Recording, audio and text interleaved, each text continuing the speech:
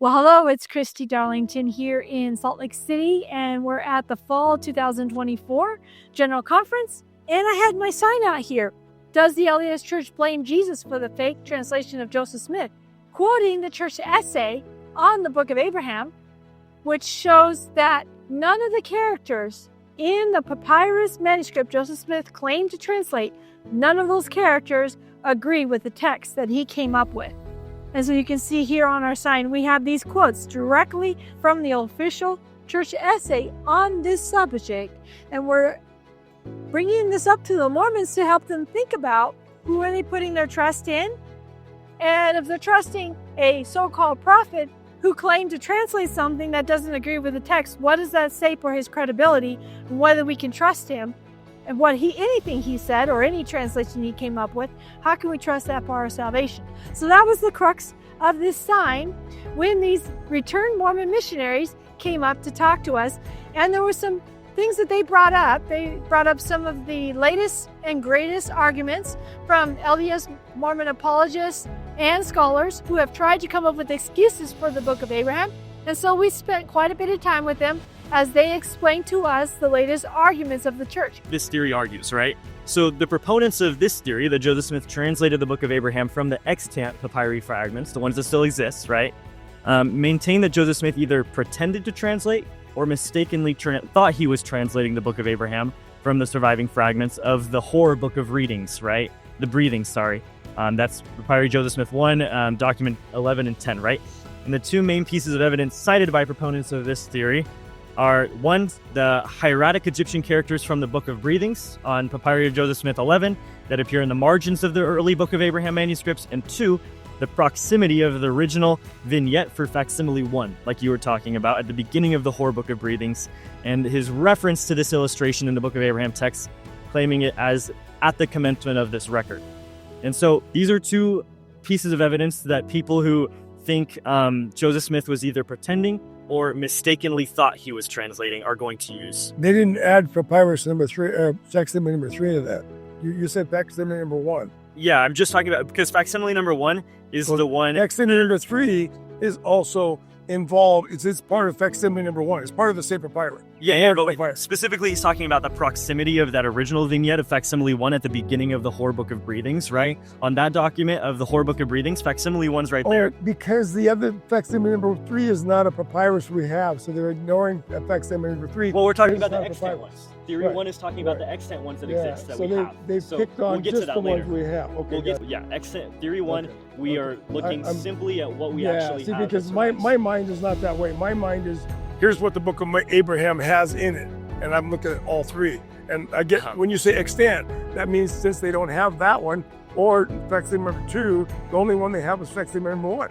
Yes, that's why the adjoining theory 1 can only work with facsimile. Yeah, okay, got That's all we have. Yeah. You want to take your final concluding statement, and then you can say something? And then I'll say something. I'll take your mic and say something. Okay. You just take. Okay. Go ahead. Thank you for this conversation. It's been really good. Thank you. Well, in my opinion, this is a red herring. I don't know if you guys know what a red herring is. Your scholars have picked 3 different methods that they want to talk about. And the first method is not the scholarly one that the ex-Mormons or the non-Mormons pick. The second one is not the scholarly one that we pick, and the third one is not the scholarly one we pick. So they've arranged the 3 methods so that it looks stupid to have any other conclusion than the 3 that they've come up with. And so it's a red herring. They've okay. I don't have any more to say then. You only have 5 minutes. Go ahead. Theory 1. So you have not heard from me. Theory 1 was this whole thing has not heard from me. We've heard from anti-Mormon you position. Go for it. Done. You've heard from you guys, but you have not heard from me. You're good. All right. Nice meeting you guys. Nice meeting you too. Okay. And when you want to hear my side, I'd be glad to talk to you. If you have any resources you could give us, I'd love to. I'm going to sit in the I chair. have nothing to give you. I'm going to do a closing. By his own hand upon papyri, I read that. Yeah. I have nothing to give you right now. Now, I just included just one portion of our discussion with the LDS missionaries. It actually lasted well over an hour, And in a little bit, I'm going to be giving you the rest of the discussion. You're going to be able to hear it in its entirety. But I pulled that one little segment at the very beginning because I want to address the red herring Marshall is referencing in that discussion. And he's going to go into depth on what that red herring is, what the Mormon church doesn't want you to know about the book of Abraham when they gave the 3 arguments that they tried to rebuttal. Well, in one of the cases, it was the supposed anti-Mormon position.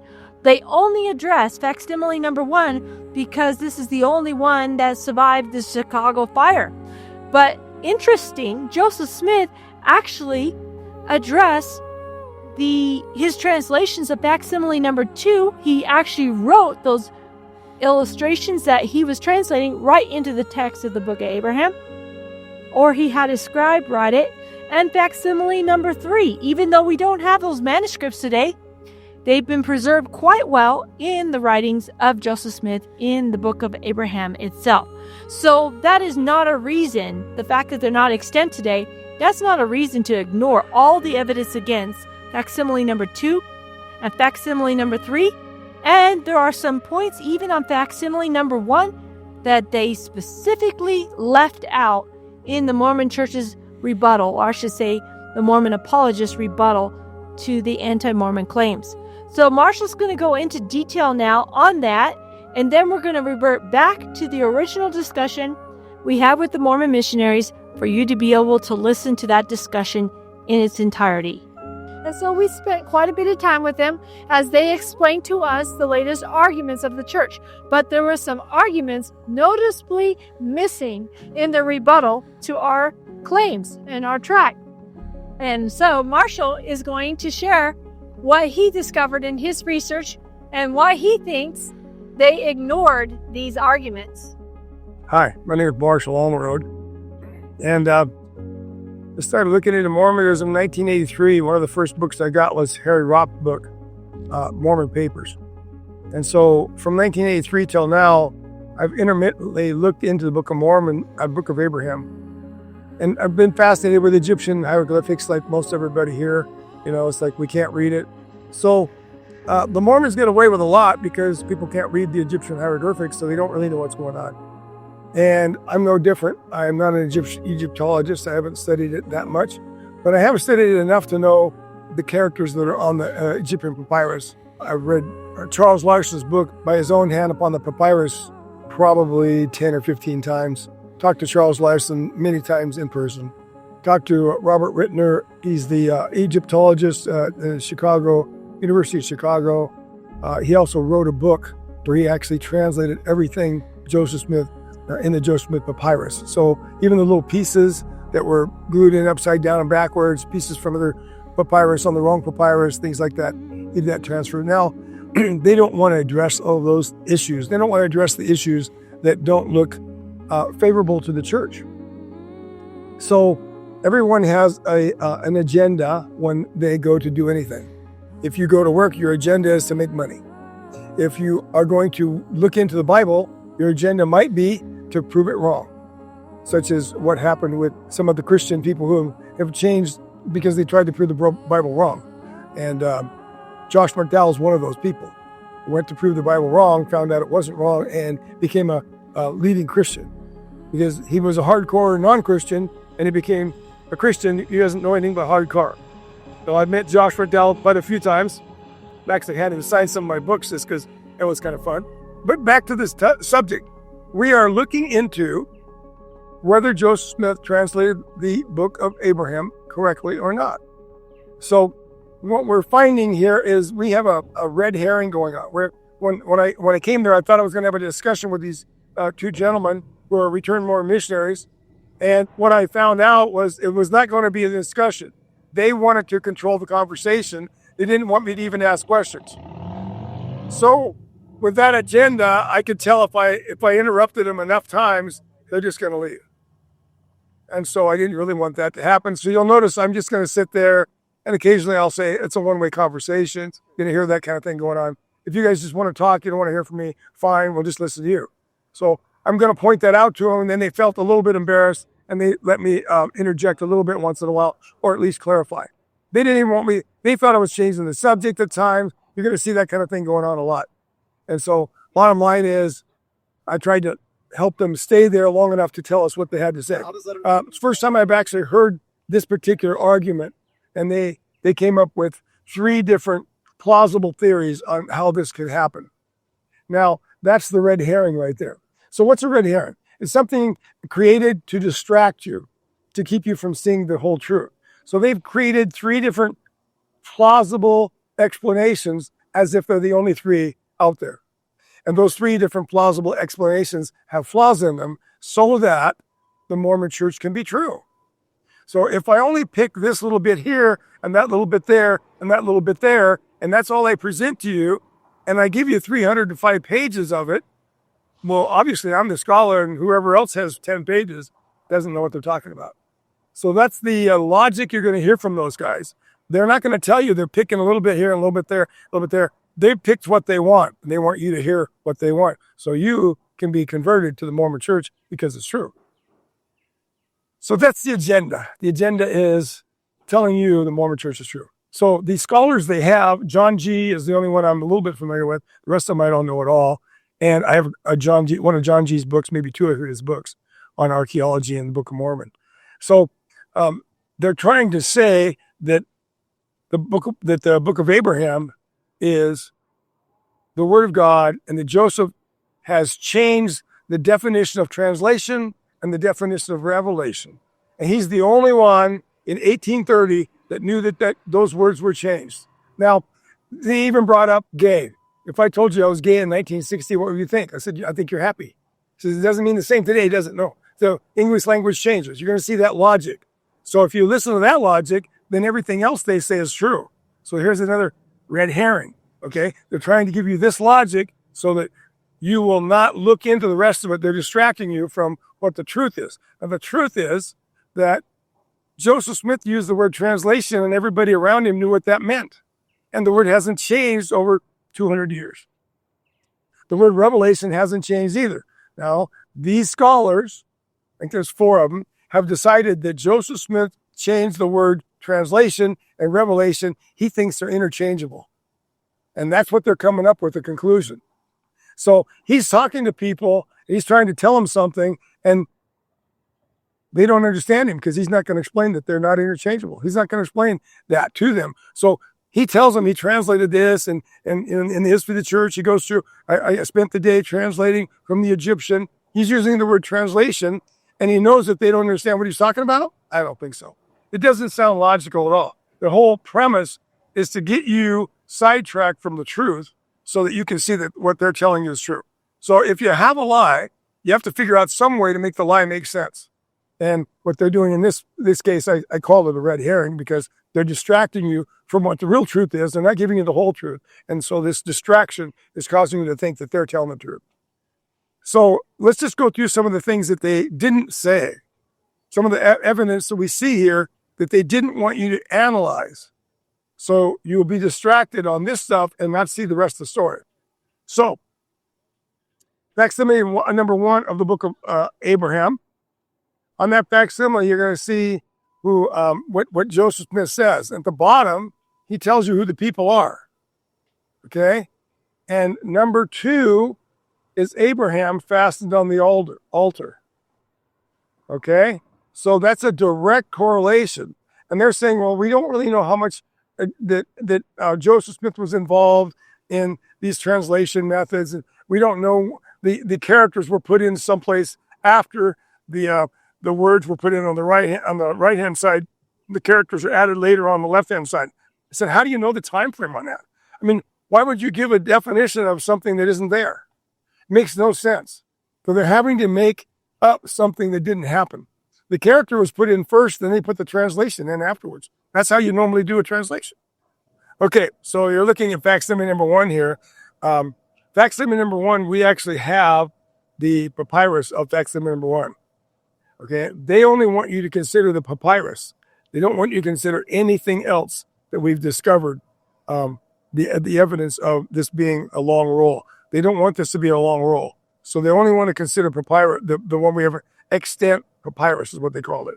Okay, so this extant papyrus we have something else down here that they don't want you to look at, and that is Joseph Smith's definition of the people. He describes who the people are.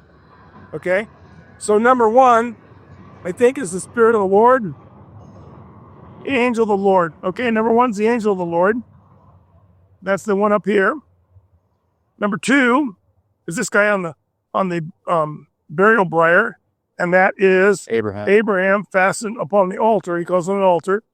Number three, the idolatrous priest Elkanah attempting to offer Abraham as a sacrifice. So he's got a knife in his hand. So just stopping right there, Joseph Smith is giving us a direct translation of what's going on here. Now, this was first published in Times and Seasons, when Joseph Smith was the head editor of Times and Seasons. So if this is first published in Times and Seasons, Joseph did not fix it. So you can't say Joseph didn't know any better. You can't say that Joseph was anything. You've got absolute fact. Joseph was the editor. He printed this text with this facsimile. And these are the explanations of the facsimile. These explanations are direct explanations of the facsimile, something the Mormon Church does not want you to see or think about. They want to distract you from looking at that. So, the real translation is, this is Anubis. Joseph Smith drew the wrong head on it. Anubis is a dog. So it should have a dog head on there. And since that was missing in the papyrus, the extant papyrus, he used the same head here up there. So he didn't know what he was doing as far as copying. So that's what's going on there. This is the spirit of the dead person. The name of the dead person is written on the papyrus on both sides of this, the papyrus we have, on both sides of it. His name is Hor. And there's no disputing the fact that his name is Hor. And you might hear somebody say his name is Horus. They do that because the word Hor is a bad word in English. So his name is actually Hor, literally Hor. And so H-O-R. H-O-R doesn't mean what we have in English, but that's why they call him Horus. Okay. So we know who these people are. This person, his name is Hor. Now, if you ask any Egyptian back 2,000 years ago, if they recognize anybody in this facsimile, they're going to say, this is Anubis, but he's got the wrong head on him. And they do not know who that person is. They know who these canoptic jars are. They know this is a burial briar. They know that is a water lily from the Egyptian area. And they know this is water. These little lines are representing waves in the water, little ripples in the water. And this represents a bank. And this is what they know. This is an alligator who is a god. Forgot his name right now, but they know that. And so what they don't know is this guy here's name. And that's why his name and his mom's name, Tikabite, and his dad's name, Orsaurus, is written in the text also. And they don't know who he is. In the text, it tells you he's a priest of what's this? Outcan. No, that's the real text. He's a priest of. I have to look it up again. Anyways, they massacre their enemies. So that's in the text. So if Joseph would have been able to read the text like he claimed he could, he said he could read all kinds of languages. He said that he could read Reformed Egyptian alphabet, and no one else could read it. Reformed Egyptian language when he did the Book of Mormon. And now he says he can read Egyptian. And so if he can read it, he would think he'd be able to know what's going on here. So what's going on here is that this particular papyrus had many pages in it. You don't get to see the pictures of the pages. But facsimile number 3 is this one here. Now, these two facsimiles are a part of the Book of the Dead. And many people have labeled the Book of the Dead as something, one thing or another, some kind of ceremony, or they give it some kind of name. But when I'm looking at it, what I find that it actually, they'd be more accurate to say it's a resurrection document for a dead person. That would be more accurate rather than saying the spells or that kind of thing. It's actually a resurrection document. You want to describe the spells as resurrection spells, that would be more accurate. But the whole document is a resurrection document. So this person is dead. He gets to be judged. And then when he gets judged, he gets to become a god. Now, Joseph would have known that. How close is that to his theology? How close is that to the Mormon church today? This would have been a huge barnstormer for Joseph Smith. Look, the Egyptians agreed with us. He had no clue what was going on here. So, as we look at this one here, the Egyptians would know everyone in this drawing, this picture you might call it. They would know everyone in there but the dead person. Okay? So, if I were to show you a picture of Marilyn Monroe, and I told you that that was Mother Teresa,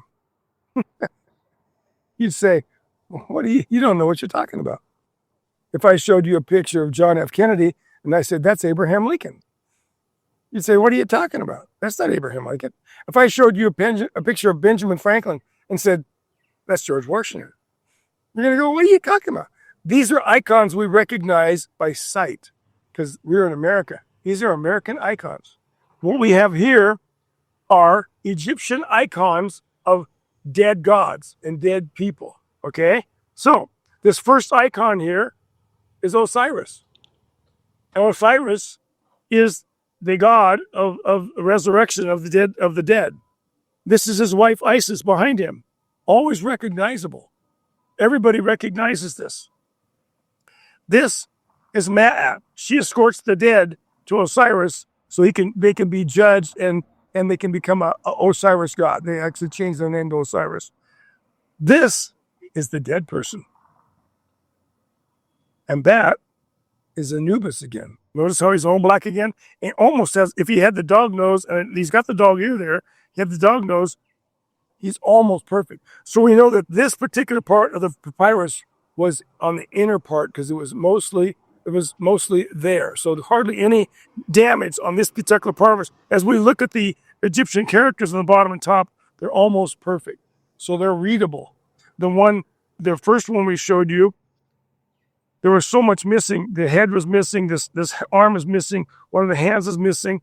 The head of this bird is missing. So he has to restore it before he can translate it. He doesn't restore it right. So his restoration is incorrect. His translation will be incorrect.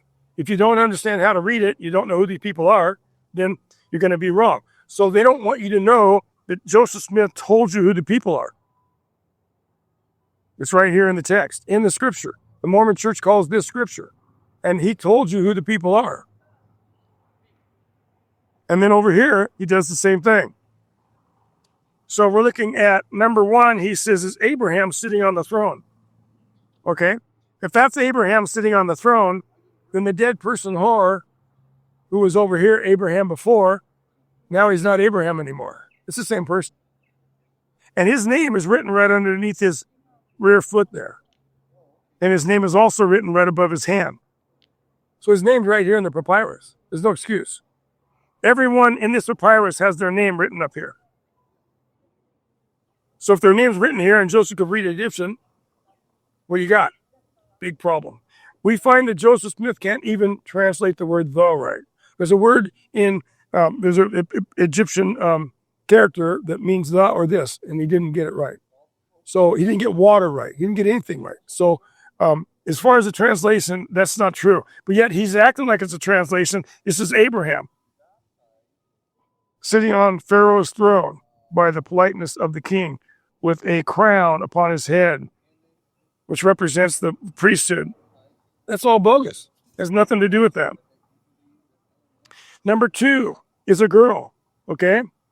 She says King Pharaoh, whose name is given in the characters above his head. That's not true. His head, this is a girl. Her name is Isis. So that's just bogus with $3 bill. And you got number 4. Let's see what number 4 says. The prince of Pharaoh, king of Egypt, as written above the hand. Well, the name is written above the hand, and her name is Ma'at, and it's a woman.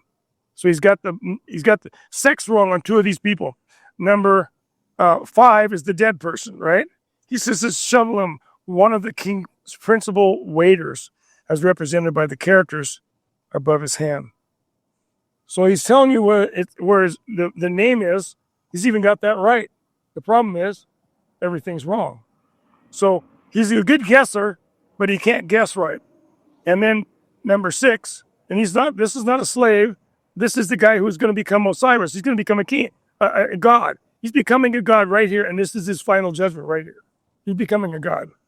And number 6, we have Elimni, a slave belonging to the prince. This is the god, what's his name? I forgot his name again. The same one that we have over here, Anubis, the god Anubis. Same guy here. Notice the black, same guy. And over here we have black, same guy.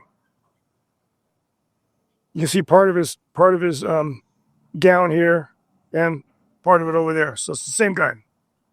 Okay? So what we have here is Joseph Smith telling you that he knows how to translate. And this is a direct translation. They do not want to have any direct translations by Joseph Smith. So they give you a red herring and sidetrack you from seeing this. Okay? Then we have facsimile number 2. They don't want to even consider facsimile number 2 at all. That's facsimile number 2. This is for a totally different person. Has nothing to do with Abraham. Abraham is not here at all. Not involved in this at all. The word Abraham doesn't exist in any of this papyrus. Matter of fact, the papyrus was written many years after Abraham. So we're talking, maybe 200 years before Christ. So Mark Cohen, I think is his name, came up with the age based on relatives. So a lot of priests of men. It's called the priests of men who sacrifices his enemies. And there's a lot of priests of men mummies that we found. So a lot of these mummies came out of the same family crypt. This is not that. So he's got this in here. He's got all kinds of stuff in here that just doesn't make any sense. When you're looking at these two words here are the second half of the mother's name. Take a bite. So this is like you would pronounce it maybe kabite. So here he's got kabite. So what's that supposed to mean? You take, 2/3 of a person's name and repeat it twice. What's that supposed to mean? Full name. You don't even have the full name. So Joseph Smith doesn't know what he's doing. Why does he repeat it twice? And then the next question is, why is it upside down and backwards? And this is Egyptian hieroglyphics here on this edge here, and he puts demotic in here. He actually puts these two characters here are demotic, and this is Sinsin. Those 3 characters are Sinsin, which means breathing. This is not the Book of Breathings. He put the most popular character in the Book of Breathings in this one here, and it's upside down and backwards. So we got the Book of Breathings in here wrong. There's nothing to do. It's like if Mary had a little lamb, and I put Mary had a little lamb in Gone with the Wind. You go, wait a minute, that's a problem. It's not the same. It's not supposed to be there. So this whole section, like right in here, was all missing. And so he had to fill this in with something. So he took stuff from another papyrus, somebody else's burial papyrus, and put it in this. So they don't want you to look at that either. They don't want you to look at this one here because there's so much mistakes in it, and they don't want you to look at this one over here because it's so perfect. So they don't want you to look at that either. So this particular piece of papyrus was on the inside of the roll. With the rest of the words that you don't get, he doesn't show you drawings of the whole papyrus. When you put that at the end or toward the end, and this toward the beginning, we have a roll of papyrus on.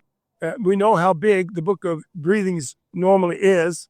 There's a plus or minus with it. But we know these are 2 coming from the Book of Breathings. And when you make a Book of Breathings, it is a long roll. And it's not really long. I mean, the Book of the Dead is a whole lot longer. But it is a long roll. We do know that these are related. They don't want you to look at those and see that they're related. So these are both about Hor. That's Hor, and that's Hor. They're both about Hor.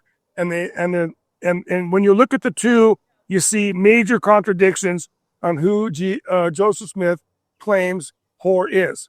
This one, he's Abraham, and then this one over here, he's a servant. So he doesn't get them right. So he can't figure out who, and he says in the bottom here, he claims he knows who these people are. So that's an absolute. We absolutely know who these people are. And he absolutely says that these are who these people are. So you got two absolutes, and one of them is wrong. This is a brochure I wrote about facsimile number 2. And so I just talked about facsimile number 2. I want you to kind of have an idea what's going on. So if you open it up, there are 4 problems with the Pearl of Great Price Book of Abraham as I see it. And the 4 problems are, number 1, he had to restore the stuff, and his restoration is not accurate. Number 2, his identification of who these people are is not accurate.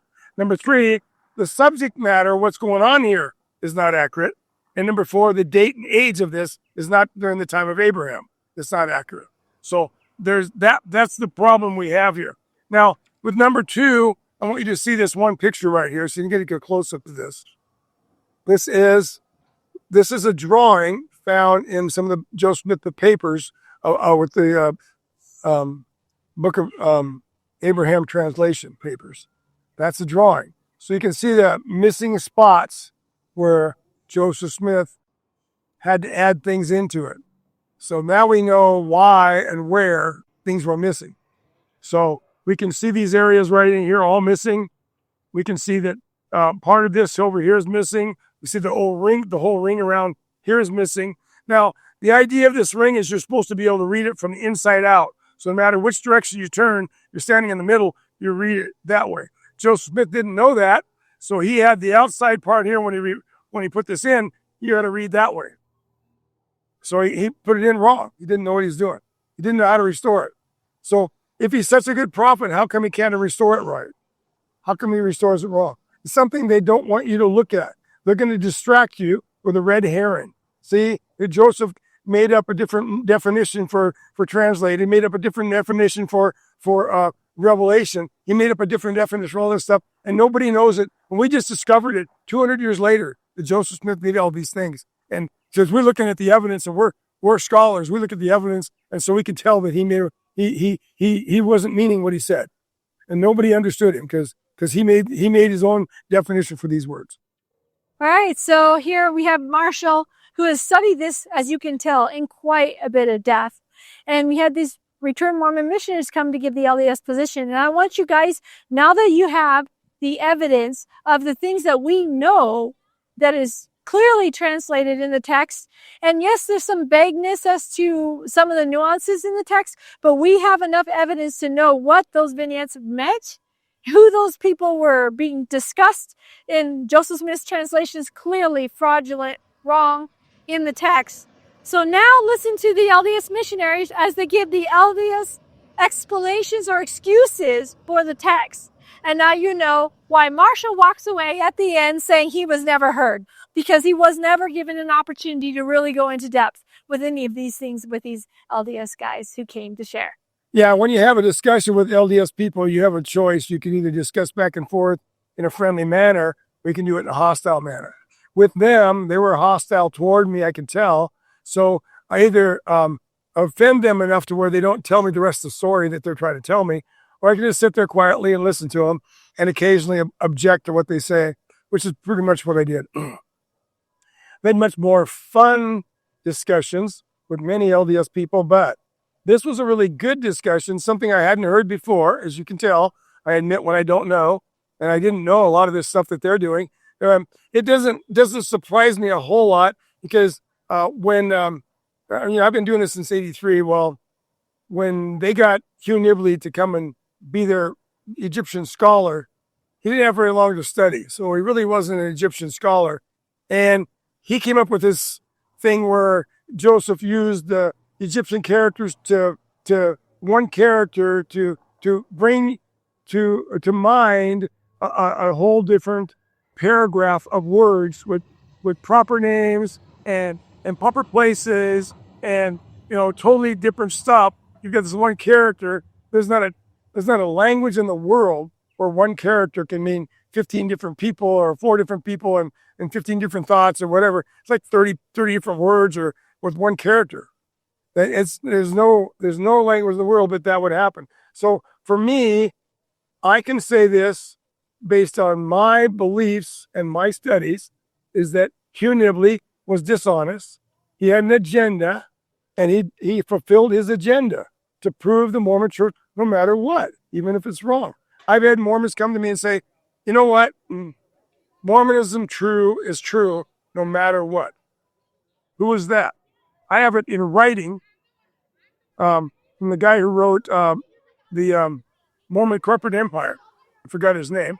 But I have a Mormon Corporate Empire book with his signature on it. It's a signed copy. And below his signature, he wrote, Mormonism is true no matter what, which means it's true even if it's false.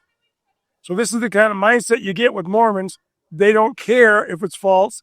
They are already determined to be Mormon no matter what. If my mom's Mormon, I'm going to be loyal to my parents.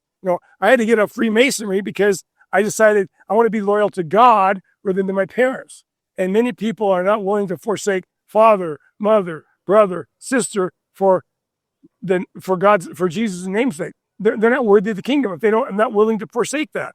That's what the Bible says. So we have to be humble enough to say, you know what?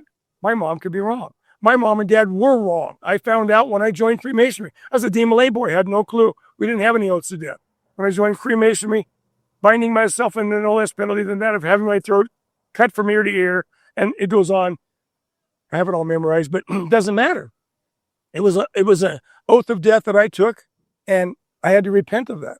And I have to say that was wrong. So Mormons need to repent of the things that they're doing wrong. Instead of coming up with some kind of gymnastics to try and figure out how we can say that Joseph Smith changed the definition of the words. He didn't do this, and we don't want him to talk about these things he did, because if we do, he's obviously a false prophet. So let's just sidetrack all that stuff and say that there's only 3 opportunities. There's only 3 different options you have.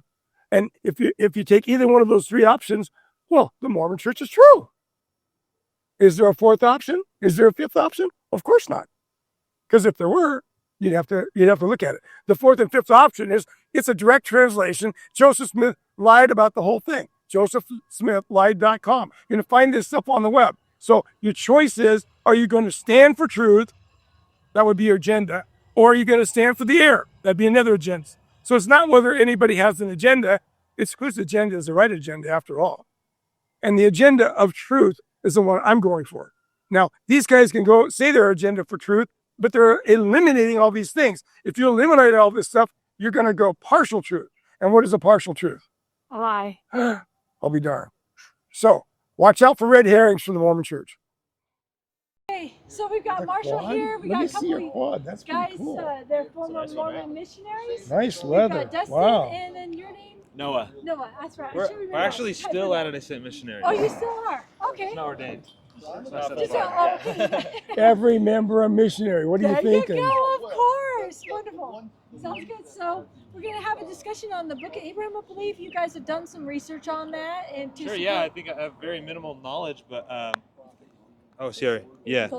I have very minimal knowledge, but sure, yeah. Do you have questions about the Book of Abraham? So they're telling us that you're the expert on the Book of Abraham. So I was just wondering if we could start off with like a kind of, I would just like to get familiar with what exactly you've studied and read. I assume if you're up to date with the latest scholarship, you've read John Gee's Introduction to the Book of Abraham, or Smoot's Study Guide for the Pearl of Great Price, or the latest edition of BYU Studies Guide to the Book of Abraham. A lot of the more recent apologetic scholarship from the last 10 years or so. Would you be familiar with that content, or are we going to have to? Okay. Absolutely none of that. Okay, so we're going to start from the I basics. don't read the Mormon stuff. I go to the scholars that are real scholars, such as So just to be clear, you're saying that there's no Latter-day Saint scholars.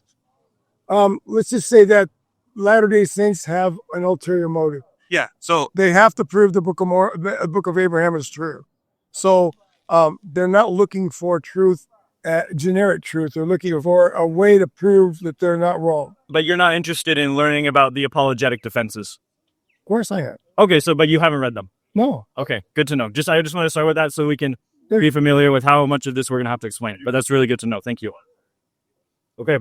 Well, I'm very excited. I think probably the best resource, the definitive defense of the Book of Abraham right now, that's considered kind of the best resource by Latter-day Saints, is the BYU Studies Quarterly Guide to the Book of Abraham that came out about a year and a half ago. Okay. So this was a special edition of BYU Studies, which is the academic journal down there. and it was kind of edited by Stephen Smoot, John Gee, Kerry Molstein, and John S. Thompson, which I assume are names that you're going to know. I don't know any of those guys. Okay, well, they are the people who are credentialed academic Egyptologists with, you have gone on and studied. John Gee studied under some of the best Egyptologists out there at the University of Chicago. So even if you disagree with their conclusions, they are trained professionals, even if you say that they have an ulterior motive, right? So they do know the sources very well. They're all fluent in Egyptian. They're very well studied with the documents. And I guess we could just kind of go through some of the different sources. They kind of have this divided into 3 different main topics. This edition of BYU Studies is 305 pages long, so it's very in-depth. And they've divided into 3 things. One is the coming forth of the Book of Abraham. 2 is the Book of Abraham in the ancient world, the context and antiquity. And the 3rd is the facsimiles of the Book of Abraham. That gets its own section because that's a whole complicated topic, right? So I guess we could start with the coming forth of the Book of Abraham, right? And go through exactly what Egyptian papyri did Joseph Smith possess, right? Could we start there maybe? That's I might agree with you. I don't think that's an issue. Okay, that's not an issue. I tend to agree. I actually do tend to agree with. I don't say that's an issue. The papyri have been found, so not all of them. Well, I agree. Yeah, so I would agree though, because I think we can both agree Joseph Smith did not know Egyptian. He was not doing any sort of translation that we would consider a modern, like, one-to-one, studying the etymology of the words, studying the linguistics, and making a translation right like that, right? Anything that Joseph Smith could have translated would have only been through what he would call the gift and the power of God, right? And you can reject that it was done by the power of... They're disagreed because Joseph Smith said he was translating it. Not only do you say that, he said he was going to make an Egyptian alphabet so other people could and grammar book. Oh, he certainly tried. Yeah, but we can look at the grammar book. Let's go through that document, actually. We can talk about a lot of this right in here and go through. And let me see if I can pull up the copy of the alphabet I have, so we can look at these. If you want just to clarify one thing too, Doctrine and Covenants 7 is a section where John comes to Joseph Smith. I'm familiar with it. Yep, right. And what does Joseph Smith call the revelation? DNC 7? Yeah. Do you remember what Joseph Smith calls the revelation that John gives him? He calls it a translation. And so it seems that Joseph Smith's... Where does it say that? It's right here. Right here in the quad in DNC 7. It seems that Joseph Smith's understanding of what a translation means is not the same one that you have. The way that we think about translations in modernity, right? Studying etymology, studying linguistics. Joseph Smith I don't see anything that says translation. Right on the... This is how he described it right there. And we can go through... I have a lot of different examples actually right here of different documents. This is History of the Church, Volume 1, page 35 and 36, says it's a translation, huh?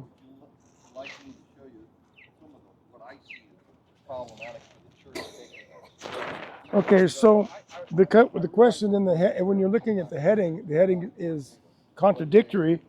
It says a revelation given to Joseph Smith the prophet and Oliver Cowdery at Harmony, Pennsylvania.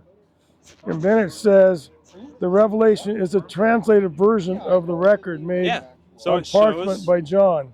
It shows that their understanding of what a translation means is different than your guys' understanding of what we think about when we think about translation today. It comes off as a contradiction because for you, a revelation and a translation are very different things. But when we look at how Joseph Smith used the word translate, for him it clearly wasn't contradictory. And we can look beyond that's not what I see there. That doesn't say they're the same. Okay, let's look at a few other examples because there's actually quite a few. We can look beyond the record of the parchment of John here in DNC 7. We can also look at Joseph Smith's new translation of the Bible, right? The Joseph Smith translation. And I think pretty much every Latter-day Saint scholar is in complete agreement that the Joseph Smith translation does not claim to be a restoration of any ancient texts. It doesn't claim to be a translation of any documents of the Bible. Because let's stay on topic. Let's stay on topic. Okay. I'm going to address your topic. Okay. I don't want to talk about whether it's incorrect or not. I just want to talk about how Joseph Smith used the word. You just made a statement. If I can't at least address your statement, then it's just a one-way conversation. Go for it. And you're going to just tell me everything that you tell me. Go for it. And I can't even tell you that there's something wrong with that. Is it a one-way conversation or two-way? The reason, so usually conversations are two-way, but the reason why he was talking about let's stay on topic is because we can talk about the way in which the Joseph Smith translation came forth and what it means to us and how it reflects the ancient languages or not, which I don't believe it does, or we can continue to talk about the Book of Abraham. And so we can talk about the JST or we can talk about the Book of Abraham, but we don't want to go back and forth, mishmashing between different jumping around, topics. it makes it really hard to have a productive if you would listen, Yeah. you would have known I was talking about the translation of the book of the Bible. If you would have listened. Okay. But you haven't listened yet. You've been talking all the time. It's a one-way conversation so far. Yeah, have you been hearing what we're saying? Of course I have. Okay. But have you been hearing me? No. Yeah. You've assumed I'm going to change topics without even listening to me. No, I've been listening. You didn't. You interrupted me. I was starting. He interrupted. Then you continued to interrupt. If you give me a chance to talk about the topic we're talking about, instead of trying to assume I'm going to change the topic, then it would be a good conversation. But if you want to keep doing this, it's a waste of all of our time. So if you want to just sit here and talk to me, it's a one-way conversation. If you want to talk with me, I would love that. Okay. I apologize. Okay. I'll accept your apology. We're good? Okay. So, when it was first translated, what was it called? Which was? We're still on the Bible. Okay. When it was first translated, no, it wasn't. What was it called? Joseph Smith Inspired Version. Okay. Yeah. Reorganized Church knew exactly what it was. And they had Emma Smith with them. And they had the actual King James with his writing in it. Mm-hmm. They knew what he wanted. Yeah. The Mormon Church can't use the Inspired Version because they've got the copyright on that title. So they had to call it a translation. I might be mistaken, but translation in the first place. That was the point.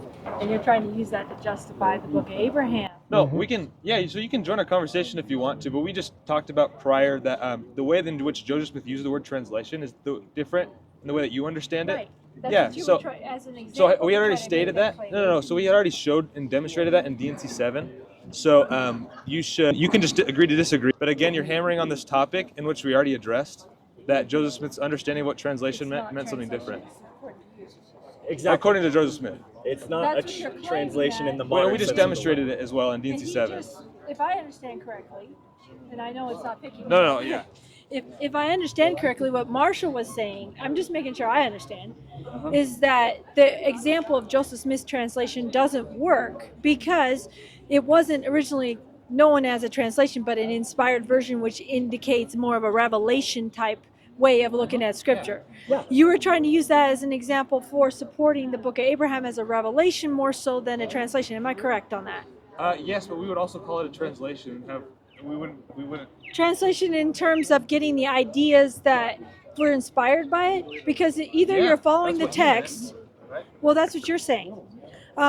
When it comes to Joseph Smith translation, I think we're both agreed. I think Marshall agrees that the translation wasn't really a translation. It was an inspired According version. to your definition of translation. Because he called it inspired. And then it was later, by the reorganized, the splinter group, named translation. Your camera's facing down here. It's aiming them. It's a wide angle. It's catching. I'm looking at both. So that was the main point. That's okay. So that was the main point. I'm just following because I'll be like clarifier person. Okay. But so the point you are using as a basis for looking at the Book of Abraham is to look at it. Can we look at it beyond a simple word for word by text? This is what it means type of a translation, because you're giving more of an inspired way of take at it. Is that kind of where you're going with that argument? You don't mind addressing that? Yeah. So again, Joseph Smith's understanding of what it meant to translate something was not the same understanding that you or I have today when we talk about looking at ancient documents and translating them by study and by scholarship. Joseph Smith translated by the gift and power of God. And so it would have to be a revelatory process whether or not the text reflected the ancient text, the original text. It'd have to be right here. Revelation either way, because Joseph Smith didn't know these languages. Thank you. Right? Well, that's that's what your point is. Oh, sorry. That's what your point is. Now, if I could get someone to hold it, I think Marshall's going to join. He just had to get a drink. No, he's coming back to get water. He's thirsty.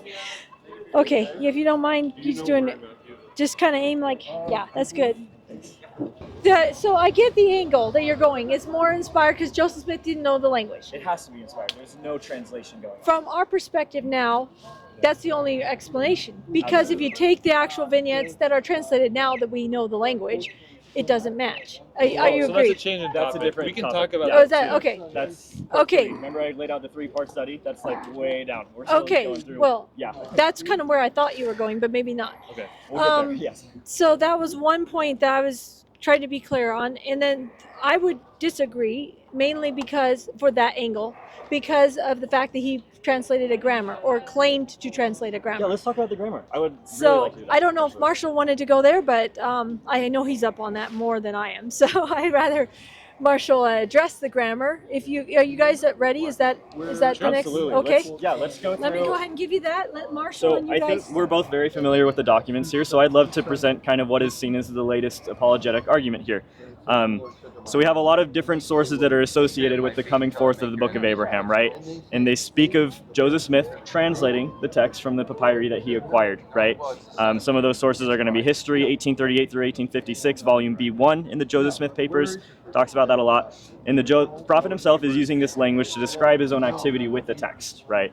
For example, an entry in his journal on November 19th, 1835 indicates that the prophet spent the day translating the Egyptian records. In an unpublished editorial that was apparently meant to be printed in March 1st, 1842 issue of the Times and Seasons, Joseph Smith signaled his desire to continue to translate and publish the text as fast as possible until the whole was completed. What was published with the Book of Abraham was a preface announcing it as a translation of some ancient records that have fallen into our hands, purporting to be the writings of Abraham. On at least one occasion shortly after its publication, Joseph Smith described the Book of Abraham as a revelation instead of a translation. This comes from Times and Seasons, issue 3, number 21, September 1st, 1842. Okay. When's this? This is Times and Seasons 3, number 9, from March 1st, 1842. I can pull the documents up if you want. That's where he describes it also as a revelation, right? So he sees it both as a translation and a revelation. He uses the words interchangeably. And this raises a question about what these words would have meant to the prophet, right? We're not trying to argue like, oh, Joseph Smith is using this word wrong, like we're saying he's using the wrong word here. He should have meant something.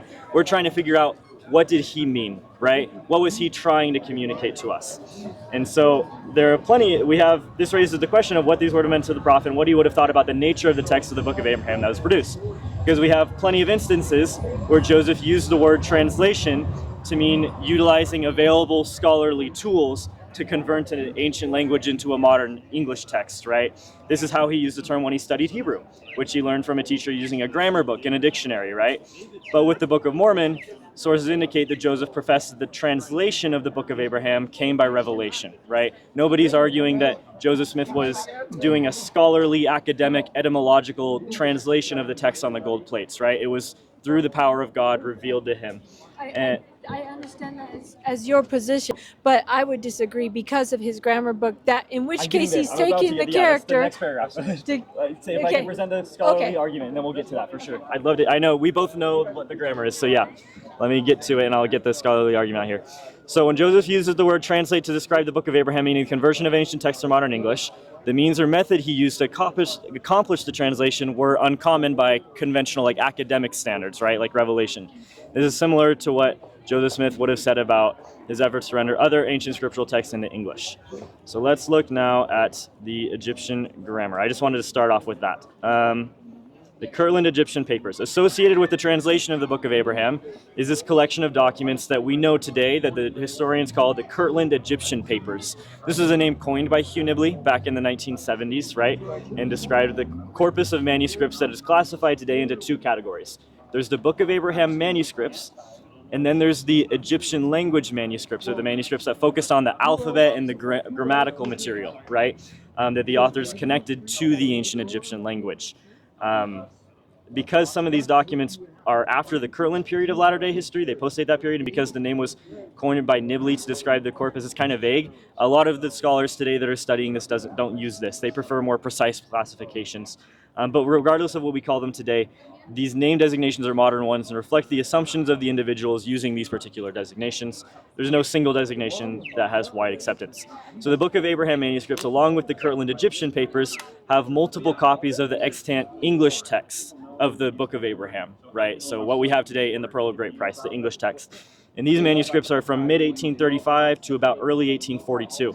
And they're interesting because they're in the handwriting of W.W. Phelps, Warren Parrish, Frederick G. Williams, and Willard Richards, right? Some of these really famous early scribes in the church. Right. In the Egyptian language manuscripts have a whole collection of documents, right? Some of them contain transcriptions of portions of the characters from the Egyptian papyri, and associated with them, different English words and phrases, including passages from the Book of Abraham. These documents, again, are also in the handwriting of W.W. Phelps, Oliver Cowdery, Frederick G. Williams, Warren Parrish, and some of them in the handwriting of Joseph Smith himself. While these two groups can be broadly distinguished, it should be understood that the Abraham documents contained a certain amount of Egyptian material, and the Egyptian papers contain a certain amount of Abraham material, right? Because of this, it's clear that there's some kind of relationship between the two groups, though it's not clear what the nature of the relationship is. And because of the conflicting interpretation of the historical data amongst these different scholars, like John Gee, Hugh Nibley, Perry Molstein, and all of them, the meaning, the purpose, and the significance of these documents is disputed, even amongst like different Egyptologists, right? Some basic details about the corpus remain disputed. This includes their authorship, their date, their purpose, their relationship with the Book of Abraham. What's the exact nature of the relationship here? And their relationship with the Joseph Smith papyri, their relationship with each other, what the documents are or were intended to be, and even whether the documents form a discrete or a coherent group. This is a lot of uncertainty, and there's a lack of consensus on how to understand this collection, even amongst the LDS apologists, right? So we're getting into what their response is here. Sorry, what? Can we stop a second? And Yeah. that? Sorry, I've monologued. Go for it. Yeah, you are doing a real good monologue. I have to say that. He's just reading his.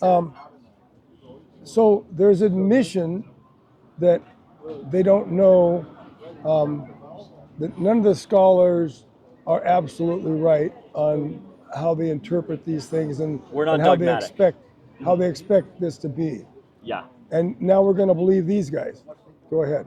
So if scholarship, these guys know more than all the other scholars in the past. Yeah. So and they also know more than Joseph Smith. They know more than all of the scholars that have made the assumption it's a direct translation. These guys are smarter than all the older prophets. Because it's now obvious that it's not a direct translation. So all the other guys didn't know what they're doing. These guys do. Yeah, and personally, I know more than I did 5 years ago. I know more than I did 10 years ago. And these guys know more than the guys that were there. Yeah, that's how scholarship works. More than the eyewitnesses. Yeah. You know, we are a church of accepting more truth, and as truth comes along and is revealed, we accept it. And so, of course, we have more truth as time goes on. Yeah, we don't limit ourselves to truth. When Joseph Smith was doing this entire project, we didn't even know Egyptian yet. Like, we didn't have the Rosetta Stone. That hadn't been translated. So absolutely 100%, the scholars that are studying this right now understand Egyptian better than Joseph Smith. That's not even disputable. And you made a comment earlier I'd like to go back and address, if you don't mind. Yeah. You made a comment that these guys are scholars and they have come from University of Chicago, University of Chicago. Berkeley, okay. Dr. Ritterer at University of Chicago. Huh? Ritterer. I've always pronounced Dr. Ritmer. Okay. Ritterer at Chicago. He's the #1 Egyptian scholar. He died 2 years ago. His passing was really sad. Yeah. I've talked to him. He said he would disagree with all your scholars. He said what I've read so far.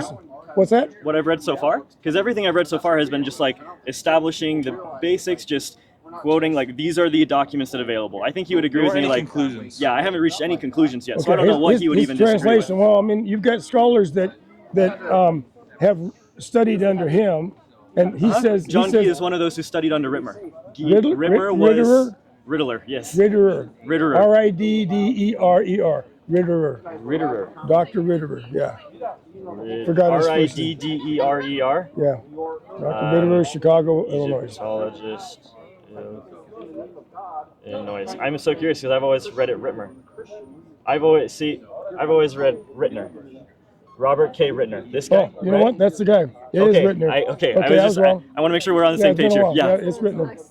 Okay, so that's the guy. Rittner is actually the guy who was on John Gee's dissertation committee. So they know each other. They work together.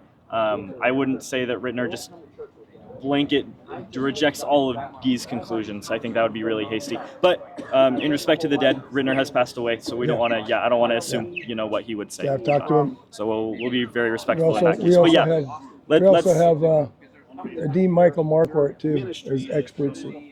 He's an ex-Mormon. Just so we're clear, are you saying that scholars have disagreements amongst themselves? Yeah. Okay, perfect. We're on the same page there. So we're going to go off of... Actually, what I'm saying is some scholars claim to be scholars, but they don't really study in a scholarly manner. Sure. So, like, for example, not changing topics, but like, do you like agree? Hugh Nibley, in my opinion, is not really an Egyptian scholar. Yeah, no. Another one who's outdated. He claims to be an Egyptian scholar, but he's not scholarly. We don't rely on anything. I feel like I keep getting interrupted a little bit, but I just wanted to ask you a simple question, not to change the topic, but so do you believe and agree with all of Bart Ehrman's claims about scholarship? Okay, that's fine. So I couldn't. I can't hear you at all. Okay, that's fine. Okay, so I'm a deaf person, so I have a hearing aid in this ear. Okay. And this ear I'll is be broken. I'll be one too. This ear is broken, so when I'm loud is because that's fine. You got to be loud back. We'll be And deaf I'm not one day. offended by you being loud. Okay, you're good, dude. Okay. So I would say, because of these conflicting interpretations of the historical data amongst Robert Rittner and the LDS Egyptologists, everyone who's studying this, all of these things about their meaning, purpose, and significance is disputed, right? All of them are disagreeing, not just Rittner versus the LDS Church, but even within the church, right? There's disagreement. The basic details are disputed, and there's a lack of consensus on how to understand this.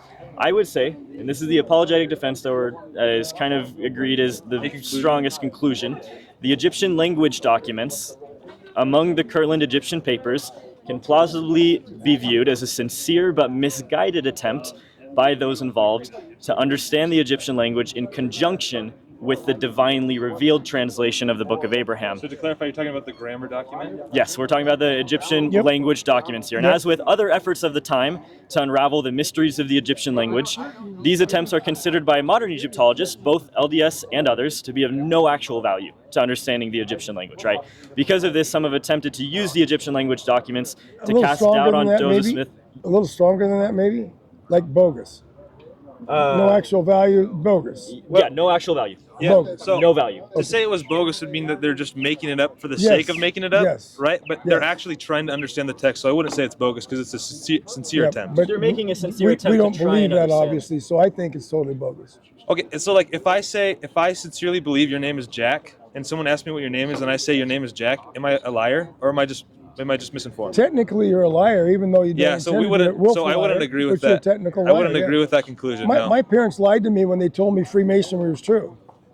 No, they didn't lie. No, they're not liars. They actually sincerely believe that. They were repeating the lie. Yeah, so I think it's toxic to suggest that things that people sincerely believe that they're lying in that thing if they actually sincerely believe that. To lie is to suggest that they know something is true. There's a willful lie and there's an unintentional lie. It's still a lie. Okay, it's unintentional. It's still a lie. But we would agree that there's no intentional deceit here, right? Joseph Smith was not intentionally deceiving. I'm not sure. I think there was intentional deceit. Okay, but I think he wanted the money. He wanted sex, money, and power. And he got all three of those. He was actually murdered for his beliefs. Well, no, he was assassinated because he was running for president of the United States. Sure. So he was assassinated. He was assassinated. Yes. Yeah. Technically. I'm sure that's a thank you for that technical. clarification. Yes. Yeah, that's a good clarification. He was assassinated. So if I could finish that paragraph that I was reading. Thank you for letting me interrupt. Absolutely. Okay. So let's go back to this. They're of no value to actually understanding the Egyptian language, right? Because of this, some have it. Okay, the Egyptian alphabet. I just want to clarify. The Egyptian alphabet is of no value. The grammar document is of no value to understanding Egyptian language. I just want to make sure I understood. Okay. That does not mean because we started over again. Intentional deceit. Right, but we can get to that. We can get to that. Okay, good. Because of this, some have attempted to use the Egyptian language documents to cast doubt on Joseph Smith's prophetic inspiration or the authenticity of the Book of Abraham, right? That's what we're talking about. These efforts, however, are highly questionable for a number of reasons and generally demonstrate an exercise in religious polemics, right? Calling people liars, cultists, whatever, rather than critical scholarship. That's what we want to get to. That's what we're interested in here. First, the simple fact is that, quote, the extent of Joseph Smith's involvement in the creation of these manuscripts is unknown. That comes from Jensen and Hoglid in Volume 4 of Revelations and Translations, part of the Joseph Smith Paper Project. Say that again? The extent... Something unknown? Yeah, so the extent of Joseph Smith's involvement in the creation of these manuscripts is unknown. Let me explain. It's true that he had some involvement in the project, since his handwriting, the grammar documents, and others, many other Egyptian language documents among the Kirtland papyri. He had some involvement in the project since his handwriting appears in one manuscript, but his manuscript history also contains reference to his involvement with the project. He said, the remainder of this month, in July 1835, I was continually engaged in translating the alphabet of the Book of Abraham and arranging a grammar of the Egyptian language as practiced by the ancients. Can we stop there? However, this is insufficient. This is the last sentence in the paragraph, and then we'll stop. This is insufficient reason to conclude that Joseph Smith was the primary agent behind the effort to create the Egyptian language documents, because as we stated before, these documents are covered primarily in the handwriting of W. W. Phelps, Oliver Cowdery, Frederick G. Williams, Warren Parrish, and William Richards. So there's a lot going on here, and it would be hasty to conclude that the entire the grammar documents are spearheaded by Joseph Smith. We have other people here who are making what we would consider a sincere effort, you can dispute that, to try and understand the Egyptian language, right? Did you want to interject? Absolutely. Yeah, go for it. So what we have here is Joseph Smith claiming he's doing the translating. Whoa. That's exactly contradicted by what I just said. Can I finish without being interrupted? Yes, go for it. Joseph Smith is claiming that he is translating the Egyptian language, and we know very well that Joseph Smith has scribes. He has almost nothing without scribes. When he did the King Follett Discourse, he didn't write it down. So does that say that Joseph Smith didn't give the King Follett Discourse because all these other scribes wrote it down? So maybe they're the ones that gave the Joseph Smith the discourse, the King Follett Discourse. No, we know very well that they would be in other people's language, and the fact that Joseph Smith has his handwriting in any of them is shocking, because his handwriting doesn't appear in any of the manuscript of the Book of Mormon. Not any of it. I think there's one verse. No, there's not any. There's an unknown scribe because it's not his handwriting. All right. It's somebody else's handwriting. And we think it's Solomon Spaulding's handwriting. But that's another issue. Okay, that's another issue, all right? That's not what I'm trying to get into. What I'm saying is the conclusion that he made right there is not a scholarly conclusion. So remember I said when we first started that we have scholars that have a preconceived idea and they have their own agenda. Okay. His agenda is to get his. Let me finish. Okay. Then you can interrupt later. His agenda is that he doesn't want Joseph Smith to be guilty of doing something false. So it has to be that. Well, he was a little bit involved, but it was these other guys' idea. These other guys did it. So now, that is a totally, again, an agenda driven conclusion. Okay. Just for the sake of this argument, can you name a scholar without an agenda? Every scholar has an agenda. Okay, so then to suggest that these people have an agenda is irrelevant, right? My agenda as a scholar would be tell the truth. There are scholars with agendas like Hugh Nibley to tell a lie, to do anything I can to make Joseph Smith okay. Did you know Hugh Nibley? No, I don't. So I think it's pretty disrespectful to call him a liar if you didn't know him, right? I'm not going to call you a liar. I don't know you. Well, I would call the devil a liar, and I don't know him. Yeah, but the scriptures tell us the devil's a liar, right? Well, okay, so I'm still calling him a liar. Okay, so the scriptures tell us that Hugh Nibley's a liar? When I look at Hugh Nibley's evidence that he's supposed to be a scholar and translating, I've got his book at home with line for line translations. I have books at home. And I have to say the guy is not a scholar, and he's a liar. So. And I'm going to just go ahead and say we're not really interested in anything by Hugh Nibley because it's incredibly outdated. And I know that when you were growing up, I'm sure that was all great stuff, but Mormon apologetics has moved on decades ago. So if you're still obsessed with Hugh Nibley, that's fine and you can do that. I'm not obsessed with him. Okay. I'm just saying, when you mention him, I have to say... You brought him up. You did earlier. You said I brought him up to say he's outdated, and I don't want to talk about it. Okay, Yeah, that's and fine. so It's not just outdated; it's because he's not right. okay, I don't care. Yeah, scholarship has improved. Yeah. Scholarship gets better over Yeah. time. That's how that works. Yeah. So, I have a collection here He of. studied really hard so he could be the Egyptian man for the Mormon Church. So I mean, when it first came up, he didn't know much about Egyptian at all. So I don't really want to talk about He had to hurry humility. up. So maybe we have a different interview if he wants to just throw polemics I don't against know dead that people. that's necessarily. I mean, Yeah. okay, to your point, church has moved on. Let's Yeah. go with who they're going to. And you read a recent.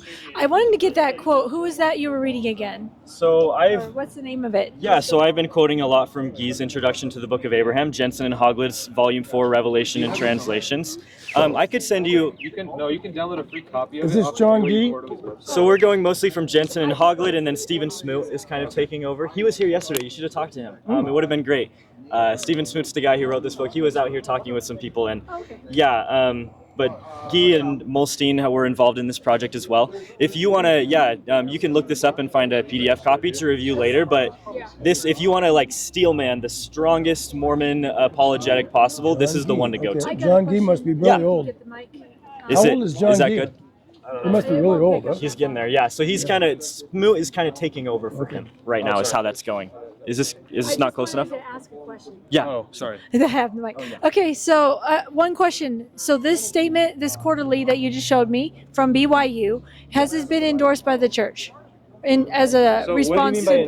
What do you mean by endorsed by the church? It's tricky, right? 'Cause That's what I'm saying. they're not quoting They'll any have conference. different. Even apostle can I write take a a picture book, of your and they'll phone? only quote certain portions, get into the the instance. function of an apostle I in our want to- church I wanna is not look to at that discuss manually. So if you just go, if you criticisms just against the Google, Book of Abraham, all right. right? Okay. That's why we BYU have scholars at studies BYU to Book do those of things. Abraham. So, because I know in other things, like namely, where did the Book of Mormon events take place? I mean, there's scholars that come up all the time debating about location. I'm not sure- trying to change the subject. Yeah. I'm just saying as an example. So I'm wondering if the church would endorse this latest, response. Yeah, so by endorse, what do you want to see by endorse?